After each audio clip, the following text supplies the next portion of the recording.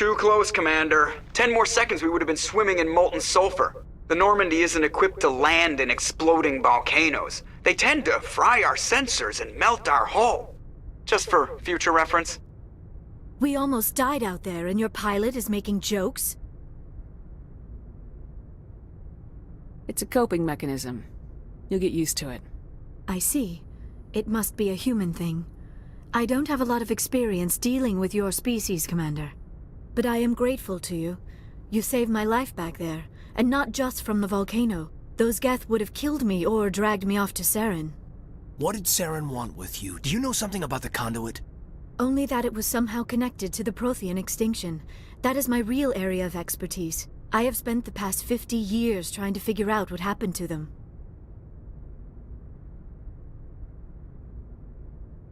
I've got my own theory on why the Protheans disappeared. With all due respect, Commander, I have heard every theory out there. The problem is finding evidence to support them. The Protheans left remarkably little behind. It is almost as if someone did not want the mystery solved. It is like someone came along after the Protheans were gone and cleansed the galaxy of clues. But here is the incredible part. According to my findings, the Protheans were not the first galactic civilization to mysteriously vanish. This cycle began long before them. Get to the point. The galaxy is built on a cycle of extinction. Each time a great civilization rises up, it is suddenly and violently cast down. Only ruins survive. The Protheans rose up from a single world until their empire spanned the entire galaxy. Yet even they climbed to the top on the remains of those who came before. Their greatest achievements, the mass relays and the Citadel, are based on the technology of those who came before them. And then, like all the other forgotten civilizations throughout galactic history, the Protheans disappeared. I have dedicated my life to figuring out why. You're not much of an expert, Doctor. The answer's been standing in front of you the whole time. The Protheans were wiped out by a race of machines, the Reapers. The Reapers? But I have never heard of... How do you know this? What evidence do you have? There was a damaged Prothean beacon on Eden Prime. It burned a vision into my brain. I'm still trying to sort out what it all means. Visions? Yes, that makes sense. The beacons were designed to transmit information directly into the mind of the user. Finding one that still works is extremely rare. No wonder the Geth attacked Eden Prime. The chance to acquire a working beacon, even a badly damaged one, is worth almost any risk. But the beacons were only programmed to interact with Prothean physiology. Whatever information you received would have been confused, unclear. I am amazed you were able to make sense of it at all. A lesser mind would have been utterly destroyed by the process. You must be remarkably strong-willed, Commander. This isn't helping us find Saren, or the conduit. Of course, you're right. I am sorry, my scientific curiosity got the better of me. Unfortunately, I do not have any information that could help you find the conduit, or Saren. Looks like we wasted our time here. Wait, Commander. Saren might try another attempt on my life. I'd feel safer if you let me stay on your ship. Besides, my knowledge of the Protheans might prove useful later. And her biotics will come in handy when the fighting starts. We've already got every other non-human species on board. Might as well add an Asari to the team. Thank you, Commander. I am very grateful. Oh, I am afraid I am feeling a bit lightheaded. When was the last time you ate, or slept? Dr. Chakwa should take a look at you. It is probably just mental exhaustion, coupled with the shock of discovering the Protheans' true fate. I need some time to process all this. Still, it could not hurt to be examined by a medical professional. It will give me the chance to think things over. Are we finished here, Commander? Go see the doctor. The rest of you, dismissed. Mission reports are filed, Commander. You want me to patch you through to the Council? Patch him through, Joker. Setting up the link now, Commander. We've received your report, Commander. I understand Dr. Tassoni is on the Normandy. I assume you're taking the necessary security precautions. Don't tell me how to do my job. You are free to act as you see fit, Commander. Our role is to offer guidance and advice. It's up to you if you're smart enough to listen. Liara's on our side. The Geth were trying to kill her. Benezia would never allow Saren to kill her daughter. Maybe she doesn't know. Or maybe we don't know her. We never expected she could become a traitor. At least the mission was a success. Apart from the utter destruction of a major Prothean ruin. Was that really necessary, Shepard? We almost died in there. The Geth were everywhere. Of course, Commander. The mission must always take priority. Good luck, Commander. Remember, we are all counting on you.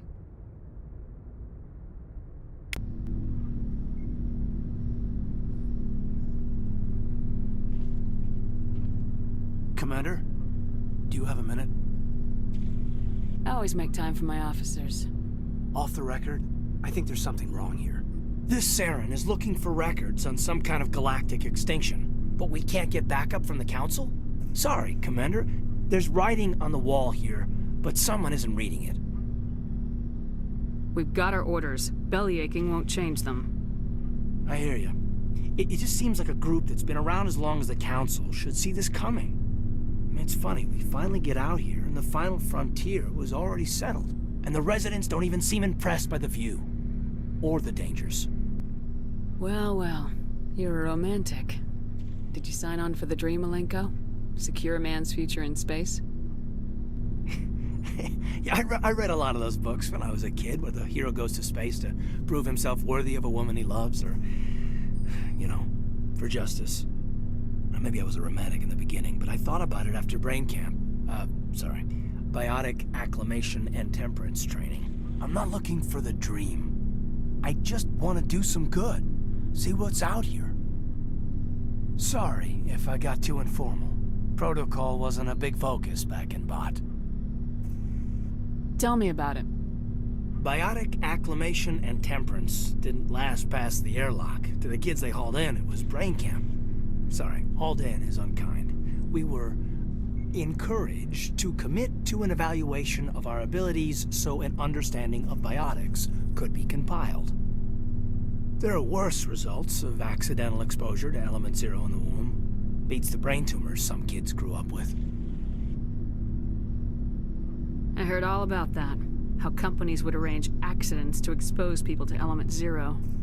There was never any proof of that. It's not what happened in my case, anyway. My mother was downwind of a transport crash. It was before there were human biotics, a little after the discovery of the Martian ruins. It only gets iffy around 63 when Kinetics was running out of first-gen subjects. Until then, they'd relied on accidentals. A bunch of guys in suits show up at your door after school, and next thing you know, you're out on Jump Zero. There were other kids in the same boat, right? At least you weren't alone out there. That's true. We did have a little circle that'd get together every night before lights out.